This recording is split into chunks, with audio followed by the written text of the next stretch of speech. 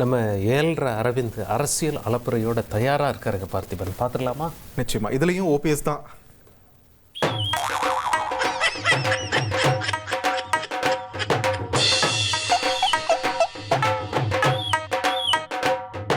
நன்றி நன்றி. தேர்தல் திருவிழா குழுவினருக்கு நன்றி.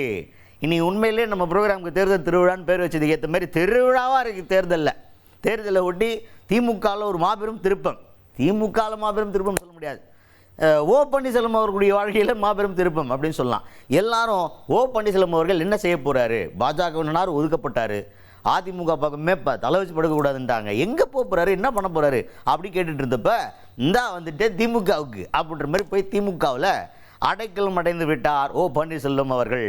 அங்கே போய் சேர்ந்ததுக்கப்புறம் நம்ம ஆளுங்க சும்மா இருப்பாங்களா, என்ன திடீர்னு இந்த பக்கம் அப்படின்னு கேட்பாங்கல்ல.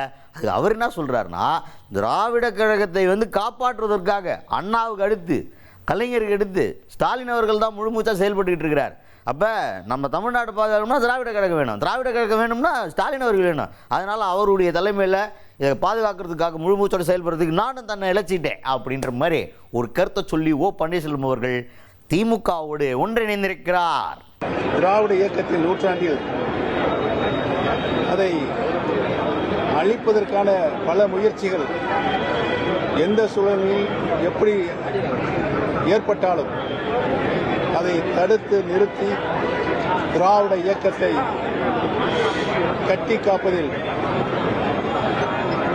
பேரறிஞர் அண்ணா, கலைஞர் அவர்களுடைய வழிநடத்திய வழியில் நின்று திராவிட சித்தாந்தத்தை காப்பாற்றுவதில் முன்னணி தலைவராக இன்றைக்கு தளபதி அவர்கள் திகழ்ந்து கொண்டிருக்கிறார்கள். அதுக்கு அடுத்தது சார், அரசியல்னா நேற்று ஒரு மாதிரி இருக்கலாம், இன்றைக்கி ஒரு மாதிரி இருக்கலாம்னு ஊருக்குள்ளே சும்மா பேசுவாங்க சார். ஆனால் நீங்கள் என்ன சார் அப்படியே நடந்துக்கிட்டு இருக்கீங்க, முன்னாடி நீங்கள் திமுக தீய சக்தின்னு சொன்னது இல்லையா அப்படின்னு ஒரு கேள்வி கேட்குறாங்க. அதுக்கு ஓ பன்னீர்செல்வம் அவர்கள் தட்டில் கற்பூரம் ஏற்றி சத்தியம் பண்ணல, அவ்வளோதான் வித்தியாசம். நான் சொன்னதே கிடையாது, திமுக தீய சக்தின்னு என் வாயால் ஊரு தடவை கூட சொன்னது கிடையாது அப்படின்னு அச்சு பேசுகிறார். ஆனால் நம்ம யோசித்து பார்க்கும்போது ஆமாம்ல, ஒரு இடத்துல கூட அந்த மாதிரி திமுகவை டைரெக்டாக அட்டாக் பண்ணி நமக்கு ஞாபகமே இல்லையே. அட்டாக் பண்ணுறது பூரா எடப்பாடி பழனிசாமி அவர்களையும் அதிமுகவில் இருக்க பிரச்சனையை பற்றி மட்டும்தான் பேசிக்கிட்டு இருப்பார். பாஜகவை பற்றி ஒரு நிமிஷம் ஒரு மாதிரி லைட்டாக பேசுவார், புஷ்னாப்பில் போயிடுவார். திமுகவை பற்றி பேசும்போது புஷ்னாப்பில் பேசிட்டு போயிடுவார், யாரையுமே பகச்சிக்காமல் இருந்தார். அதற்கான ஸ்ட்ராட்டஜி அப்படிங்கிறது இதுதான் போல். என்றைக்காவது ஒரு நாள் வரும், அன்னைக்கு எங்கிட்டாவது போயிடும்.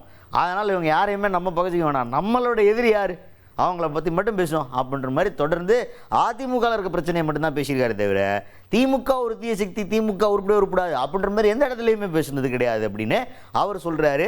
நமக்கு நினைவில் இருக்கிற வரைக்கும் அவர் பெருசாக பேசின மாதிரி மண்டைக்குள்ளே ஓடலை.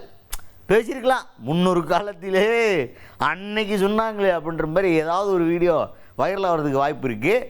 ஆனால் இப்போ சமீப காலத்தில் இந்த பிரச்சனைலாம் வந்ததுக்கப்புறம் அவர் தியானம்லாம் பண்ணிட்டு வந்தார்ல, அந்த மாதிரிலாம் வந்ததுக்கப்புறம் வாய திறந்த மாதிரியே தெரியலையே.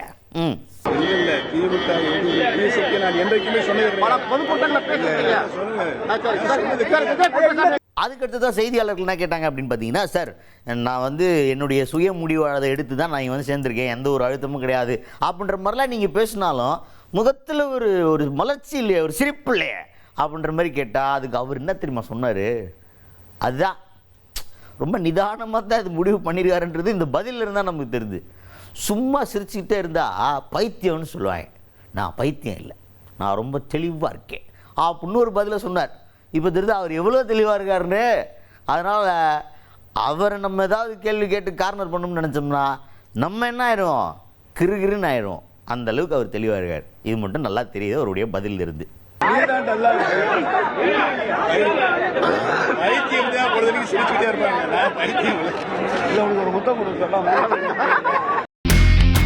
இனி செல்லும் இடமெல்லாம் செய்தி. தந்தை டிவியின் வாட்ஸ்அப் சேனலை ஃபாலோ பண்ணினா செல்ல இருக்கும் இடமெல்லாம் செய்தி. இதோ QR கோட், இப்பவே ஸ்கேன் பண்ணுங்க, ஃபாலோ பண்ணுங்க.